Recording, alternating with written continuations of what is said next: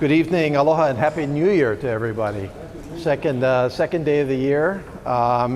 Believe me, to start a new year, it's much better to be in Hawaii than it is to be in Washington, D.C.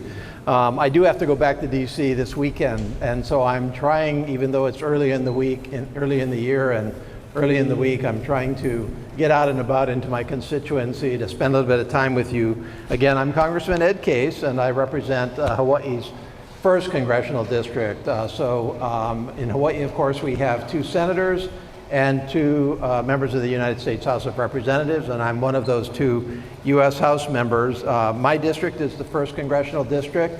My district starts at Makapu'u on the east, comes all the way through urban Honolulu on this side of the Ko'olau, goes all the way up to the boundaries of Wahiawa, so Mililani, Mauka, Laulani Valley, if you know where that is, which most people don't, and then out to Kapolei. 710,000 residents are my constituents, and we have also a lot of military families in addition to the 710,000. So it is an urban district of sorts, very compact.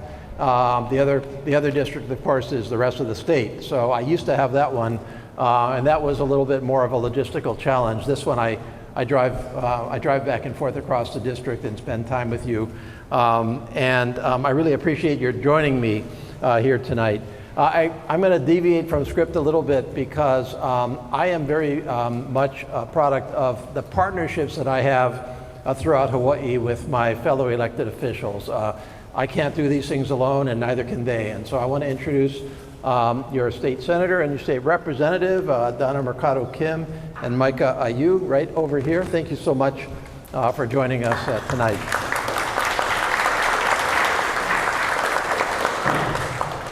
These are my first talk stories. We've got some scouts here. We've got some other people that have come to my talk stories in the past.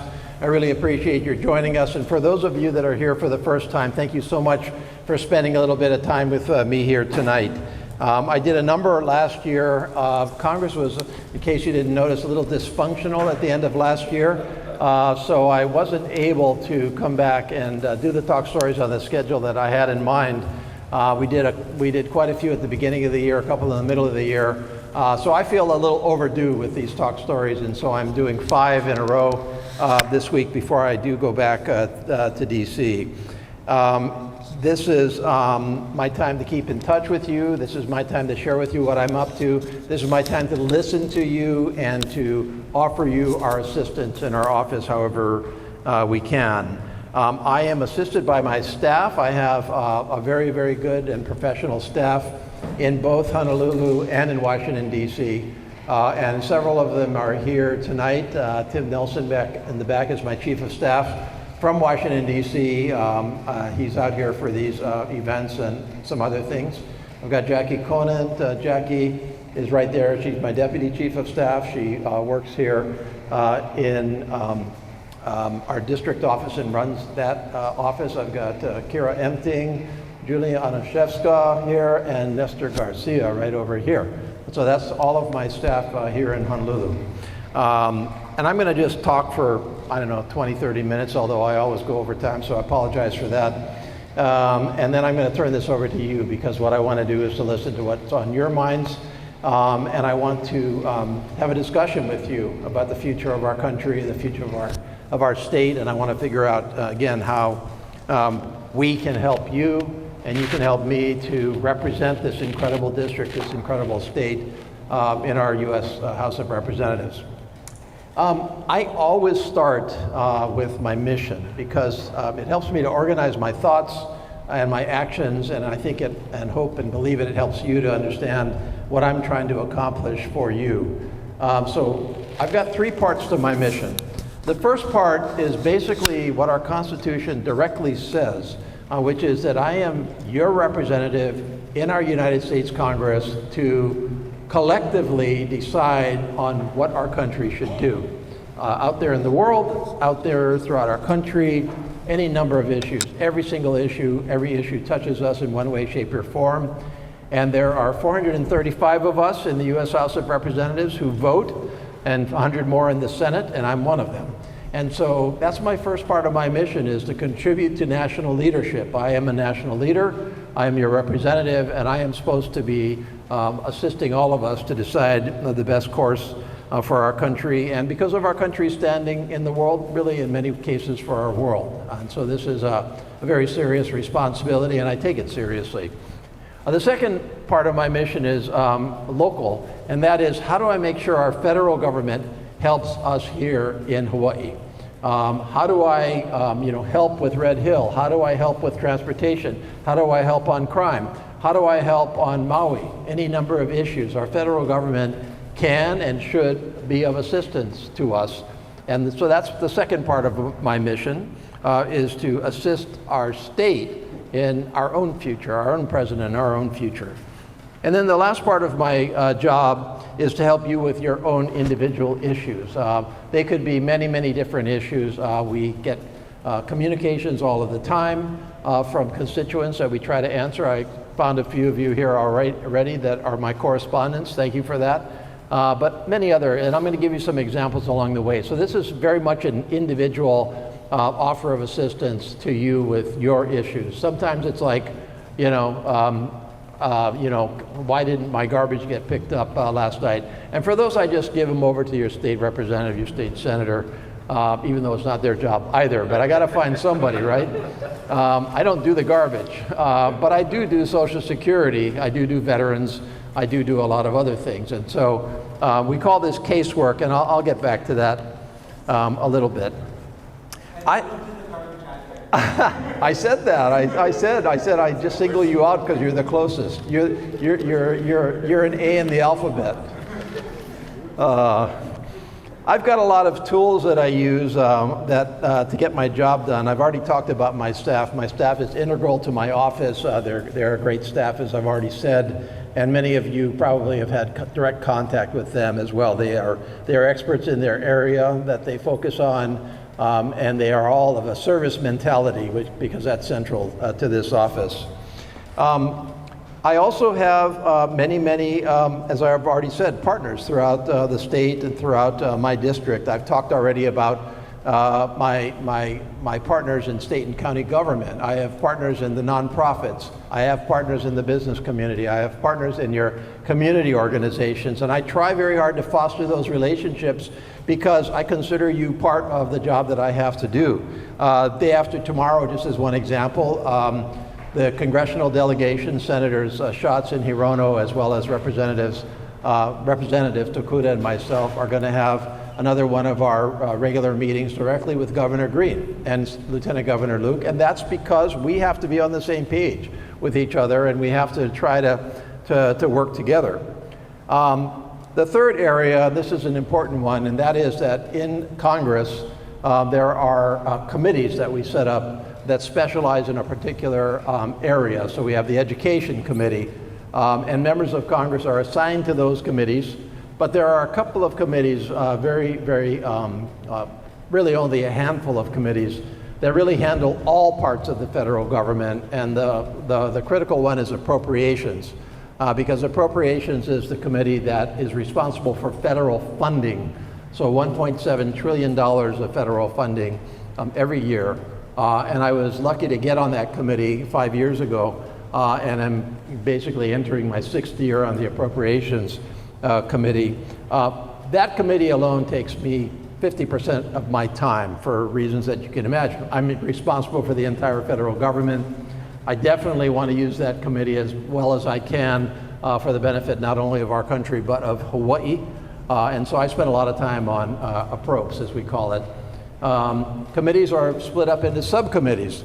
So they are small groups of members that are responsible for that one area. On appropriations, I am now on the Defense Subcommittee, which has responsibility for our national defense. And that's half of our budget, or almost half of our budget.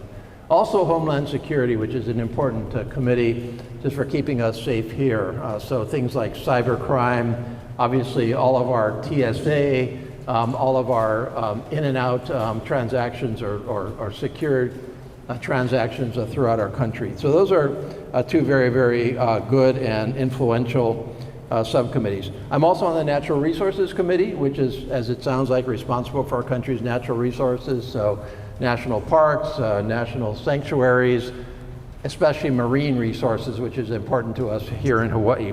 That committee also has jurisdiction over all federal programs having to do with Native Hawaiians, which is one of the reasons that I want to be on that committee.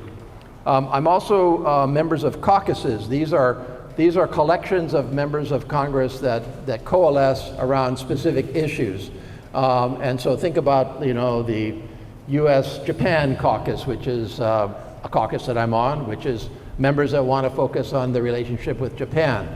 The two caucuses that I'm on that I spend the most time on are the Pacific Islands Caucus, which focuses, as it sounds like, on our relationships with our Pacific ohana, all the way across the Pacific. Very, very important caucus that I helped to co-found 5 years ago. And then finally, a very interesting caucus called the Problem Solvers Caucus, which is a bipartisan caucus, which was formed about 5 years ago by many of us who felt frustrated that the way we were going about things in Congress was not solving our problems.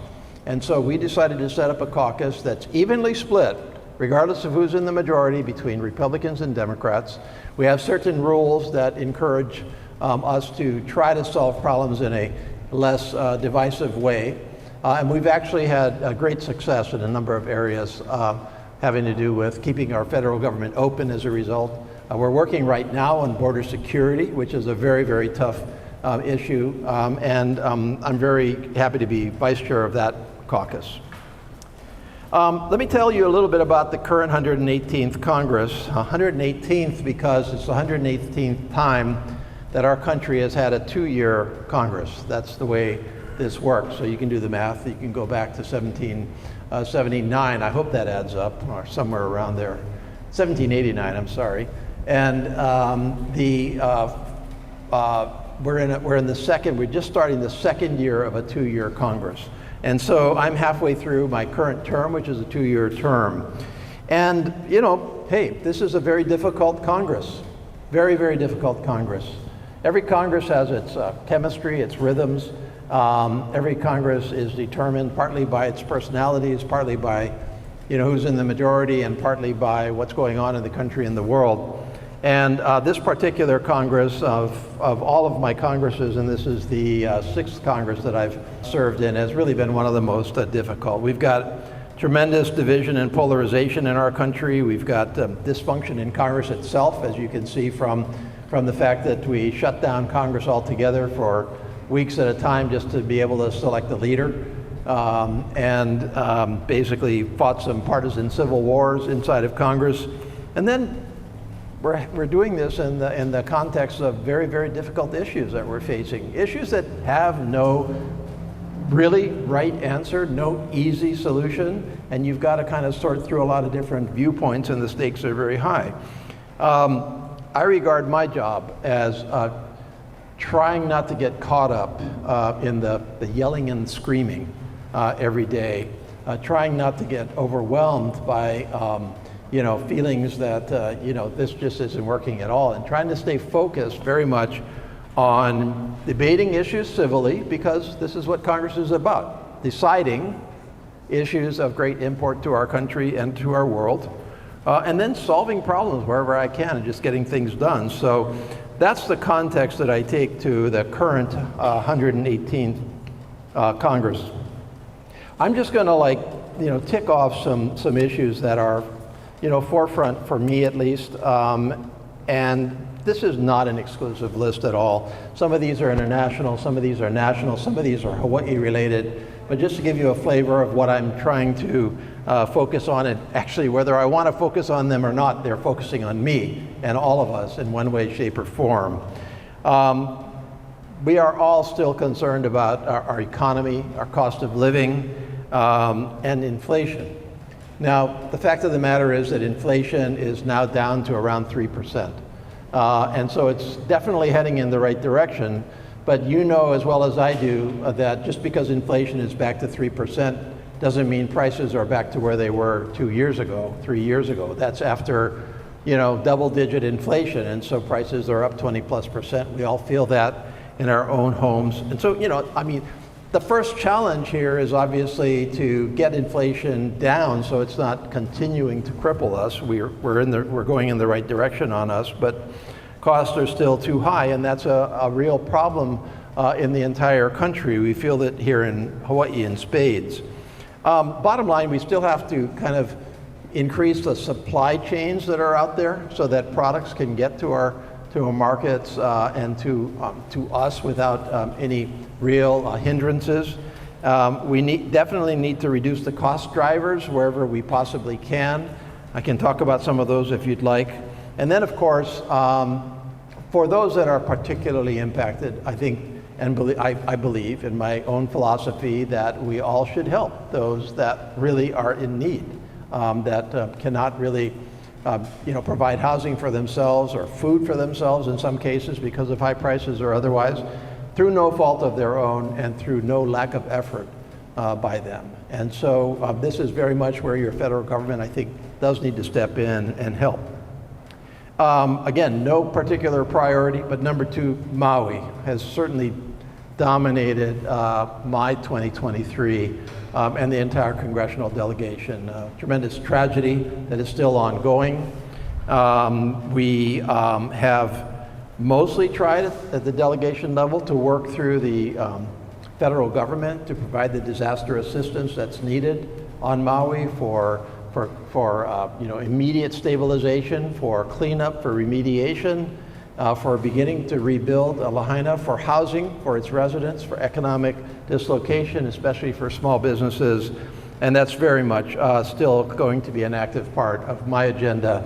Now, every once in a while, hardly at all, because I think most of us don't agree with this, every once in a while I hear somebody say, well, why are you from the 1st Congressional District worrying about Maui? It's not your district. I don't think that way, and I don't think most of us think that way. I think that functionally, I'm part of a team, a congressional team, that's responsible for the state. And we all help each other. The Neighbor Island District helped us on Red Hill, for example, which is technically in my district, right? Obviously right over here. And so I think that, I think I pointed in the wrong direction, right? I think that Maui is going to continue to be very much top of mind. I can discuss that if you like. Crime, violent crime. The fact of the matter is that crime is down across the country. It's down as a fact across Hawaii, but we don't feel that way. We have had quite difficult and in some cases very tragic and vicious crime right here in Hawaii, especially just in the last week, in the last days. And so crime is an area that the answer is not good enough if you just say, well, it's down. Okay, it's still there, it still concerns us all, and it still takes an all government effort along with the community to assist in everything having to do with crime reduction. Most of my efforts in the area of crime have to do with trying to provide federal funding to our state and local law enforcement agencies so that they can actually have the tools that they need to go after crime, to prevent it, to act on it when it happens. In the federal government, I tend to get more involved in some kinds of crime, for example, importation of drugs into our state, especially internationally, which the federal government is responsible for addressing. But the crime that we really see here in terms of the violent kinds of crimes is mostly handled at the state and local levels. My job is to help them as much as I can. Number 4, infrastructure. We have a crumbling infrastructure across our state, which is true of our entire country, by the way. We haven't reinvested in infrastructure over the last generation as we did in the prior generation, and we're paying the price for that right now. So we've got potholes and freeways that don't have completely safe off-ramps. We certainly under the surface are seeing deterioration in our water lines, in our sewer lines, and that is catching up with us. And we're gonna see that more, to be honest, because we haven't reinvested. And so we're playing catch up on that area. In the last couple of years, 2 years ago to be exact, 2022, we passed in Congress 2 revolutionary bills. I think we can really say that they're once-in-a-generation bills to invest trillions of dollars into our infrastructure, to upgrading our infrastructure. I was very, very much a part of the passage of those bills, and I believed in those bills. Now, just because you pass a bill doesn't mean you can, go away and pat yourself on the back. You have to make sure the money comes out of the federal government, comes to Hawaii, goes to the right place in Hawaii. And so that's what I've been doing along those lines. Not particularly publicized, but a lot of time devoted to making these laws work, whether it be roads or water systems or other public infrastructure. So, the hardcore stuff that we build to take care of our needs. We anticipate that we'll get here in Hawaii somewhere around $3.3 billion at the end of the day from this, which is a bit of reinvestment in our infrastructure, and something I'm going to follow through as long as I'm in Congress. We, of course, have very difficult international and national security issues. I don't have to tell you what they are, but I'm going to anyway. Ukraine. The tragic and terrible Russian invasion of Ukraine, and that's what it was. It was an invasion of a sovereign country for completely bogus reasons. It was simply a desire by Russia and its leader to retake land that maybe hundreds of years ago had been part of the Empire of Russia, but to recreate the Empire of Russia without any regard to international law. And that cannot stand. It's not something that we can tolerate for Ukraine itself. But I have always believed that if Russia is able to pull this off, our world is going to be a lot less safe, including our world, even right here in Hawaii. And that's because it will simply embolden other people out there that want to do the same thing as Russia to do exactly the same thing. And the result of that is going to be, in part, not only a direct threat, I think, to our country, but that will influence our Indo-Pacific. That will influence our Pacific. It'll make it less safe. And so, although there is a great debate going on in some quarters in our country over whether we should continue to assist Ukraine in its fight against Russia, I come down on the side of we have to do this. And so that is very much on my mind. Equally on my mind is the incredible tragedy in Israel and in the Palestinian parts of the Middle East. There's no other way to characterize the attack by Hamas other than as a direct terrorist attack, completely unacceptable in any kind of law. And there is no way to adequately describe the tragedy that is there right now with the Palestinian people. I believe that Hamas must be defeated because I believe that if Hamas is not defeated, we can have a debate over whether it's quote unquote eradicated or not. The basic idea is that it cannot attack Israel or anybody else again, nor can the partners of Hamas do the same thing in other parts of this world. So I think that this is an important fight, not only by Israel, but by the rest of much of the world. Now, that does not excuse failures to provide humanitarian aid. It does not mean that Israel can do whatever it wants. There are international rules. It must follow those rules. We must try to help the innocent Palestinians that are being affected by this. We just have to see this through in the best way possible. There's no easy solution here. I'm happy to talk about that because that, in the last 2 months since that attack, has been something that has been very much on the minds of my constituents. Probably the top area of communications to my office in the last 2 months, with people on both sides or on all sides really, of the debate about what to do in the Middle East. Red Hill, very topical. We are, of course, sitting in Red Hill country here. That's been a multi-year effort as well. We, of course, celebrated a pretty good benchmark a couple of weeks ago when we completed most of the defueling of Red Hill. That was a great result. That was something that we worked hard for at the congressional delegation level and funded to the tune of a couple of $1 billion. And our colleagues agreed with us that we needed to do that.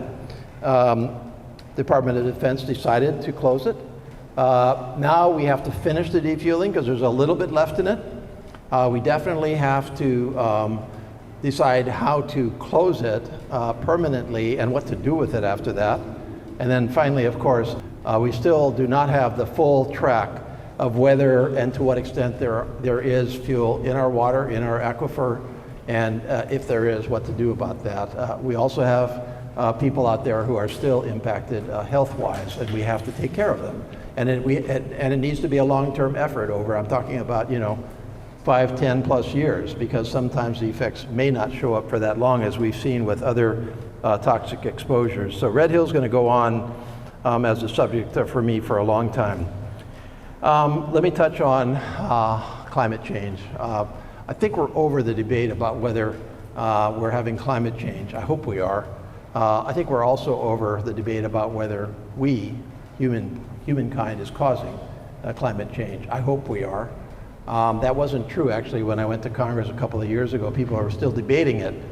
There's no scientific dispute anymore that this is what's happening. And what do we do about it? The only real answer is to reduce CO2 emissions into our atmosphere, and that takes a conversion away from increasing the burning of fossil fuels and a movement over to renewable energy.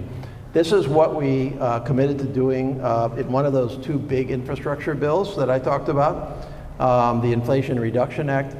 I didn't make up that title, by the way. I don't like using it, but that's what it was, the Inflation Reduction Act. But that's really about trying to jumpstart a faster conversion that will assist us with climate change. That's going to be with us all for a long time. That's 7 quick issues that are on my mind. Some of them are international, some of them are national, some of them are specific to Hawaii. Again, I'm happy to go back to those or any other issues. I could probably give you another 100 issues that in one way, shape, or form have occupied, more than just passing interest in my office, because there are a lot of problems in our world. I want to take a moment to highlight casework before I turn this over to you. Again, casework is my commitment to help you with your individual concerns. And concerns can be across the board. Sometimes we just get somebody calling our office saying, hey, is such and such library open? Okay, well, I don't run the libraries, but I can find out what the answer is, and that's fair game. I'm happy to do that. Sometimes I cannot provide the answer, but I can get you to the right place. But especially if it involves a federal agency or a federal benefit, that's totally my kuleana, because I oversee the federal government, and so if the federal government is not working, that's my problem and not just your problem, and we try to help. I already mentioned that some of the common areas that we definitely assist are veterans benefits. We have some 111,000 or so veterans here in Hawaii and their families. They need help many times. And so we focus a lot on veterans benefits, cutting through red tape. Immigration, we have one of the highest levels of immigration, legal immigration in our country. I think we're 6th highest of any state, first generation immigrants. And so this is an immigrant state, and it will be for some time. Many times people have issues with their immigration applications for themselves or for their family, and we try to cut through on that. Social Security and Medicare, these are critical to all, many of us, and sometimes the federal government just loses track. So many of these issues are not, are really small people getting lost in a big government, and my job is to kind of, I don't want to say the equalizer or anything like that, but because it's not antagonistic for the most part. It's just about trying to get an answer where somebody's not getting an answer. But we are happy to provide these services. We also do other stuff that sometimes people don't know that we're doing. For example, we'll arrange for a congratulatory letter on a special occasion from Congress will arrange for a special message on a special birthday. I forget what the age is, but above a certain level, I think it's like 90 or something like that. You can even get the White House to send you a congratulations on your 90th birthday or something like that. So that's just an example of some of the areas where we try very much to help out. Okay, so a little bit about my mission, a little bit about my team, my tools, couple of sample tough issues, a little bit about casework. Now, how do you get into my office? How do you access my office? The easiest way into my office is my website at case.house.gov. I think we have some handouts, right? Don't we have? Yeah, please take all of those handouts over there, which will, do we have the little constituent services one we just printed? Yeah, okay. Case.house.gov, and almost everything I said is going to be there in one way, shape, or form. That is the quickest way to know how to contact us. You can do that by email. You can call my office in either DC or Honolulu. We also send out an e-newsletter on occasion. I hope a lot of you got my e-newsletter over the holidays that describes what I'm up to. We also do social media, so all of the principal social media. My label there is Rep Ed Case. That's all on case.house.gov. We invite you to contact us. I have people contacting me for a lot of different reasons. I have obviously people that want to tell me what they think about issues. I think I forget what the figure was, but I think we answered about 23,000 of those last year. Was that what the figure was? 23,000.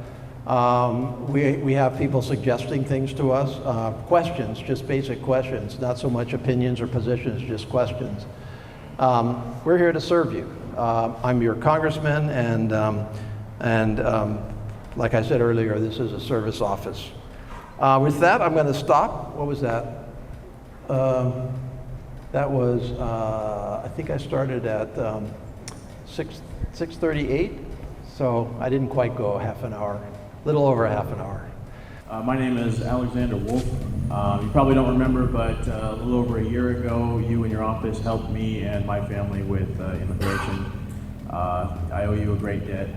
This is my son, Jesse. My wife couldn't be here tonight. She's cool. Under the weather, but we owe you a great debt, and I just wanted to say thank you. Oh, thank you so much for that.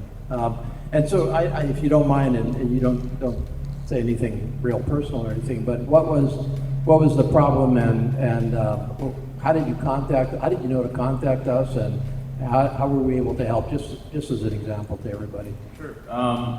It was my wife's idea. I don't know where she got the idea from. She comes up with most of her ideas. But we met in Bahrain. Well, I'm in the Navy, and it takes a long time to process marriage paperwork there. And she had some issues with her previous marriage getting resolved. Once we finally got all of that done, it was almost time for me to transfer. And your office helped expedite the entire process, and that help was invaluable, and really, really quite possibly saved our lives. You know, it would have been expensive. Keeping them out there out of pocket, and I don't know. I didn't mean to put you on the spot. I thank you very much for that. There's in this job there are many challenges, many frustrations, and when you have successes, they're really good successes, where you feel like you really did make a difference. And that's true of the substantive side of national issues, where I've contributed to things like, the infrastructure bill, or hopefully a solution on some of our immigration issues. I feel good about that. And when I, helped Hawaii on a particular issue, I didn't feel good about Red Hill, obviously, but I felt good about getting billions of dollars to help it. But I'll tell you, the individual services bring the most gratification.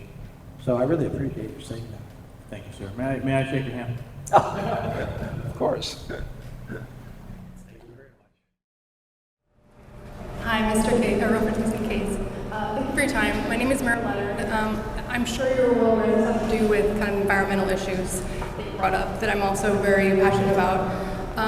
In Hawaii, we see a huge influx of all of these electric cars coming in. I own one. That's a great thing. But the problem is the infrastructure and everything associated with it is a complete nightmare. Every person that I talk to when I go to the charging stations agrees. Half the people that I talk to actually want to sell their electric cars because of how bad it is. And it's not just, I know that you have money coming in to put in lots more charging stations, but that's not the solution. The problem is the charging stations, first of all, are super expensive. Currently, I'm paying more for electricity than I would be for gas. So it has zero incentives. I'm literally, I drive around in the middle of the night to 4 different locations because most of them don't even work. And there's no being held accountable. These companies, actually, you can't even call them up. They just get a recording for their support. They don't actually put any notices to say that things are not, that are broken. So you're literally driving around trying to find a place to charge, wasting your money, wasting electricity, and basically doing exactly what we're not supposed to be doing. We also need to be investing in much different ways of doing this. People like myself, I'm urging you to sit down and just talk with us. We have all kinds of ideas that could work, that would be simple, that would be effective, and wouldn't put money back into the charging station companies, which are owned by people like the Shell Corporation. We're supposed to be coming away from dependency, and right now we're just making ourselves even more dependent. One last thing is it's also catering to the ultra-rich here in Hawaii. Basically, if you have a home and you have a garage and you can charge it from your house, it's super convenient, it's super cheap, it's great. But if you don't, including myself, I own here in Hawaii, but I own a condo. And even the brand new condos that are being built, they have no idea what they're doing. They're putting in 2 charging stations, which will accommodate basically 2 people, maybe 4, because they have no idea how to calculate the wattage for everything. So all I'm here to do is ask you to please sit down and talk with us so we make sure that instead of what we always do, which is put funding towards looking like we're helping, that we actually do something that will actually help. Because in the end, it's going to be a huge problem if people end up just selling their old cars. Right now, it's 100% inconvenient and not cost effective. Well, I mean, I think I was trying to get at this with the prior question, which is we need to make the transition, but we're nowhere where we need to be at all with the basic infrastructure.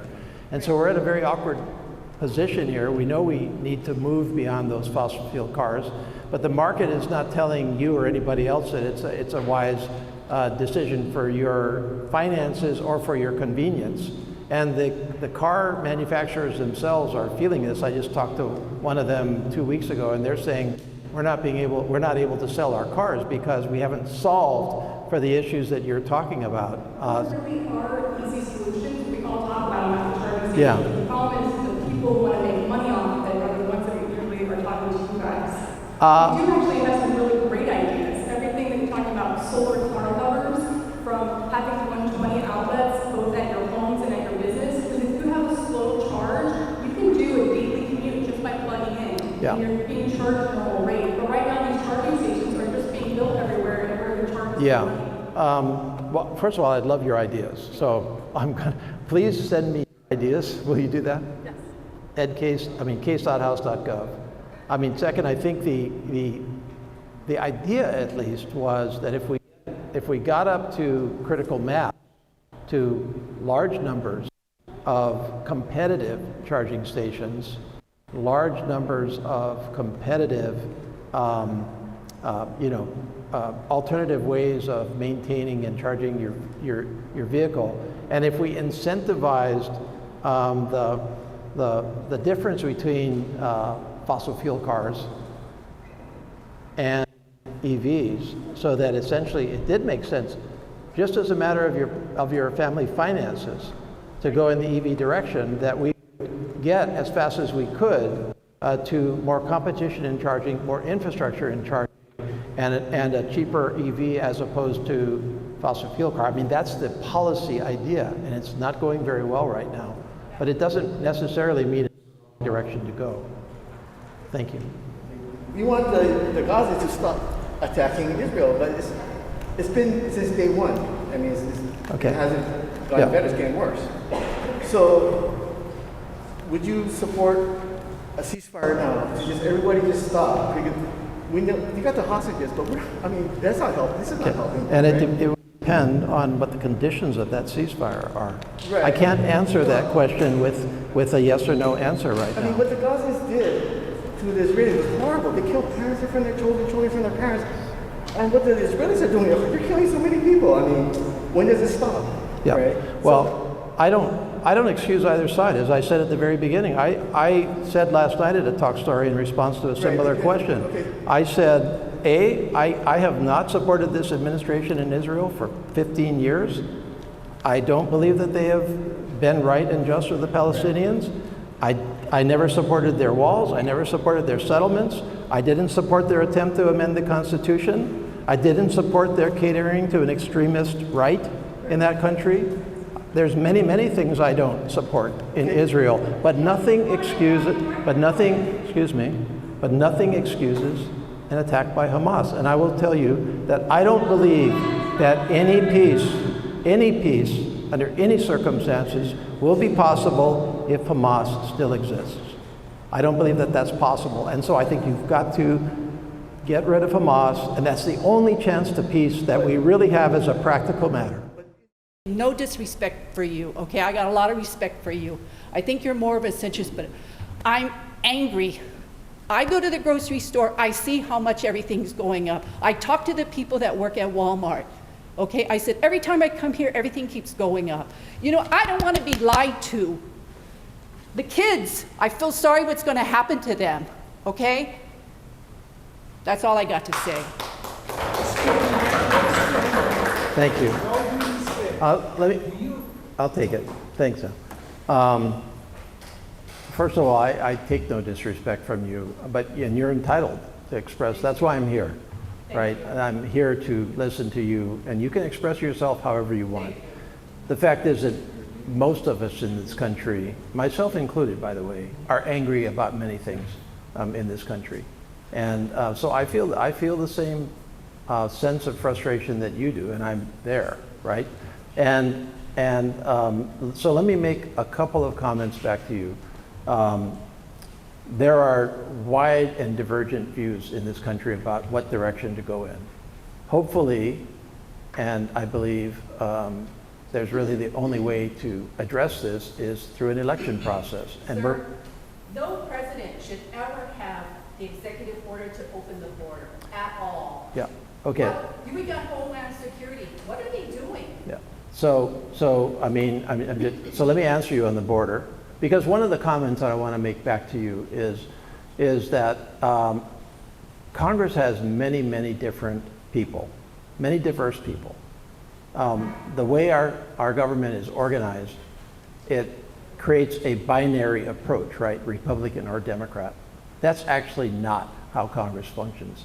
There is a wide range right across the spectrum of beliefs, of positions, and every single one of my colleagues in Congress, myself included, was elected by a constituency of somewhere around 700,000 people.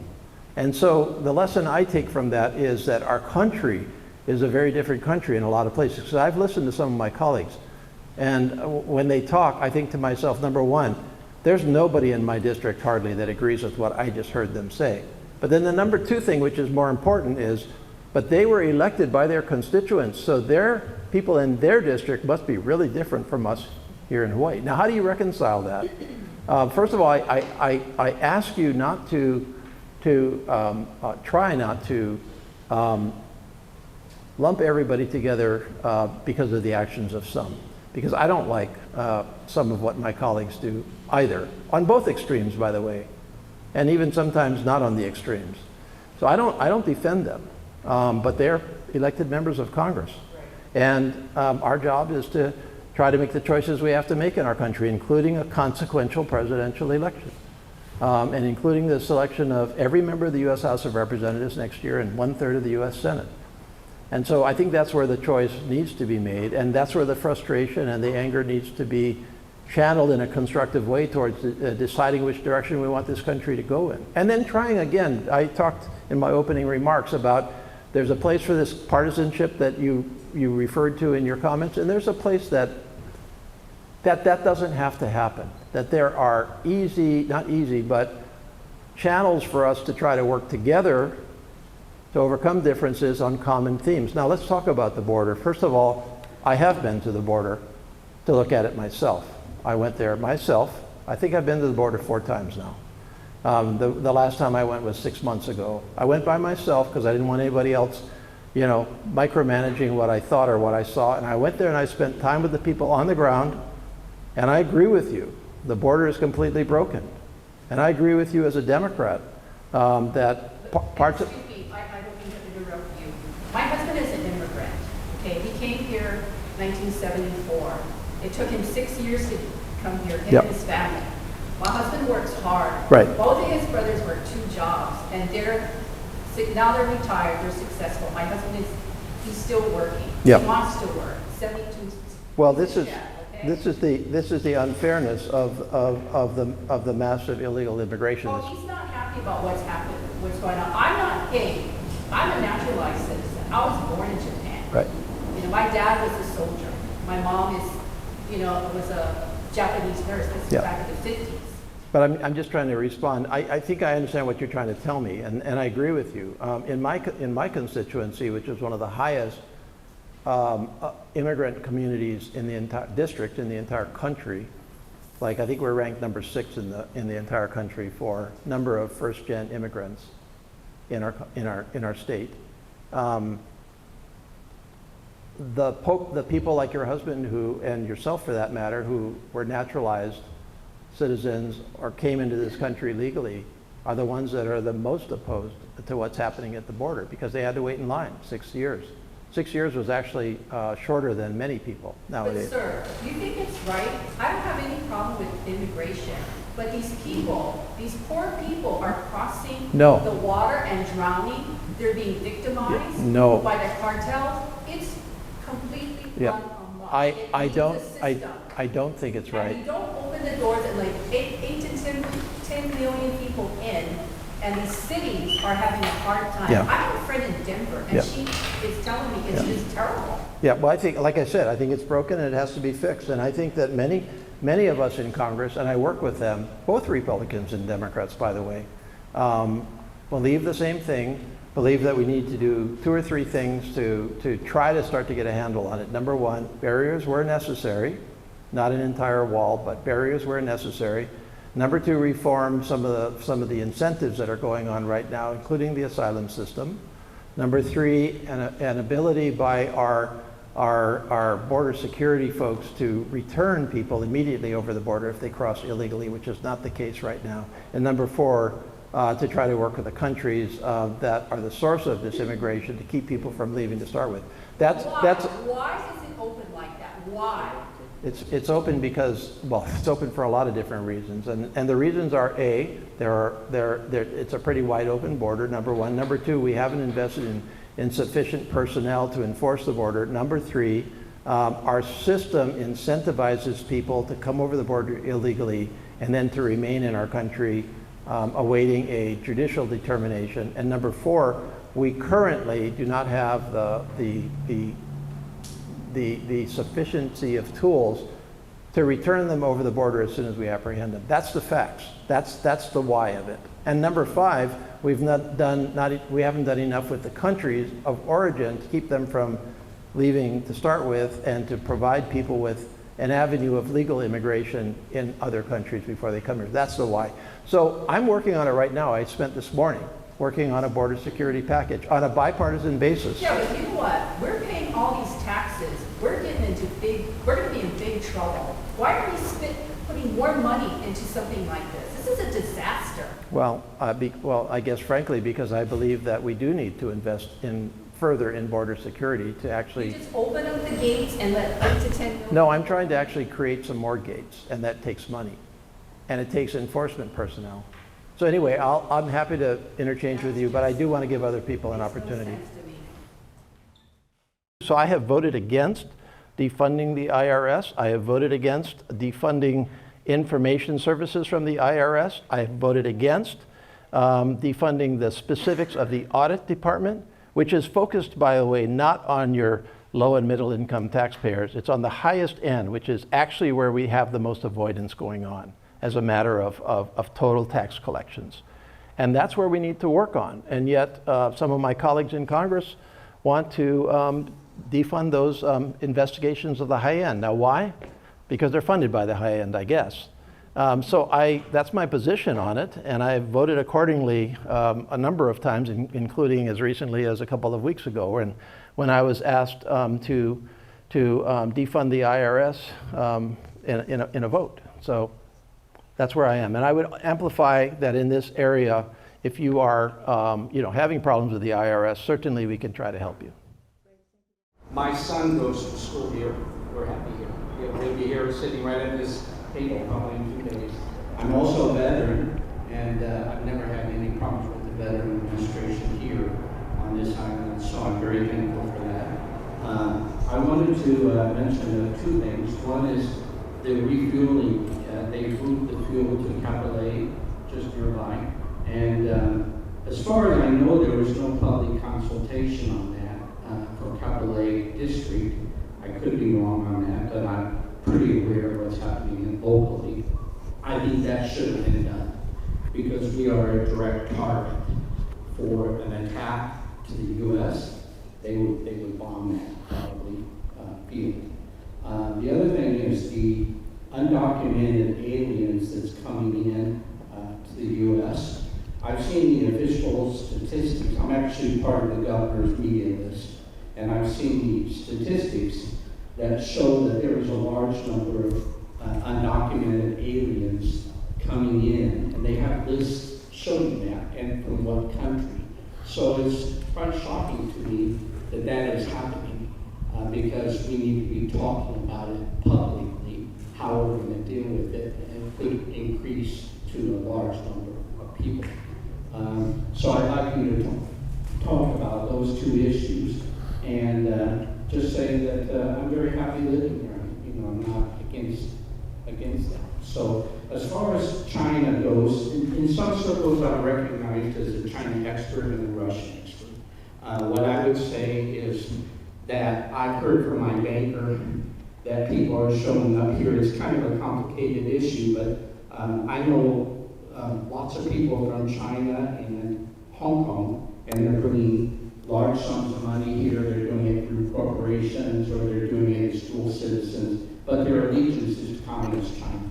Actually know that. And they're purchasing property land, they're buying up prices for people. And there is a strategic assignment from China to do so. So these are issues that affect us here in Hawaii. Yeah. Thank you, Congressman. Thank you. Well, first of all, to the point on China, I completely agree with you. I don't think many people fully appreciate how widespread and coordinated throughout the entirety of China's society is the People's Republic of China, or more accurately, the Chinese Communist Party's coordination across the world, across our country. They're very actively trying to buy up farmland, for example. I don't think there's much doubt that they have strategically bought properties that are in a critical supply chain. They certainly have their eyes on our critical infrastructure, so not just the military. They certainly want to manipulate the international financial system to their own purposes. And they certainly utilize private individuals and corporations. We don't get this sometimes because they're kind of separate from the government, but everything is the government there, as you know, far better than me at this point. And so we cannot be under any illusions. We can't have blinders on about China. We can't make assumptions. We have to assume that whatever China does, in whatever area it's operating on, it's designed to undermine an international rules-based order. Now, I don't believe everybody in China believes that or wants that, and maybe someday they'll decide to change it. But right now, the CCP is in charge and they have a really good hold on China. So what is our response? Well, I think we have to be eyes wide open about it. We have to resist it where we can. We have passed in Congress on a bipartisan basis. This is one of the areas that's still pretty bipartisan in Congress, the consensus on China. We have passed laws and strengthened laws that do not allow investment by China or related China entities in United States companies and United States infrastructure and United States properties. We definitely have much more monitoring going on than we used to. So I agree with you on all that. In terms of the fuel, a very small part of the fuel from Red Hill is out here now. And that's really just to take care of the immediate needs of our military here in Hawaii. So it's not intended as a long-term storage, bulk fuel storage facility anymore. It is here because obviously our military is here, and I think there's no way around that. And so our military is very much focused on how to defend our military here and our civilians here, and to include our infrastructure, to include the immediate fuel needs. But I think they've pretty well calculated that. I don't know what level of consultation went on. I mean, I think the military was pretty transparent about what it was doing. So it was publicly known where that fuel, that part of that fuel was going to be out here at Campbell. But again, I just don't know off the top of my head what they did or didn't do from that perspective. Illegal immigrants, undocumented, I think is one of the major issues that we have right now, because we want immigration. I want immigration. I think immigration has made our country strong and has made our Hawaii strong. And I think we need immigration from a maintenance of our economy over the long run. But I think it needs to be legal immigration. We need to control our borders, and we're not controlling our borders right now. Now, in terms of undocumented or illegal, depending on how you want to say it, I don't have really any evidence of kind of a concerted effort to bring illegal immigrants or to ship them here, like as in Texas versus New York City. And the number of illegal immigrants here is pretty small compared to the rest of the country from a per capita basis. I mean, the most recent study was somewhere in the range of 20,000 to 30,000. A lot of those are, by the way, not from South and Central America up over the southern border into Hawaii. In fact, most of that is, it appears, is more overstaying on visas by people coming to visit and then never going home from the Asia Pacific region. My name's Tom. I'm a Vietnam veteran, and I am proud to have served the United States to allow everybody to have voice their opinion. But 5 months ago, when you had one of these meetings, talk story meetings, you talked about how you would help veterans, and I'm hoping this gentleman can get the same kind of help that I got. I contacted your office. They worked on my behalf. I asked for an interim decision so that I could get some immediate issues taken care of. And just recently, because of your efforts, I got an interim decision, and now I can get help from the VA where I need it. So I want to say thank you very much. Well, thank you so much for that.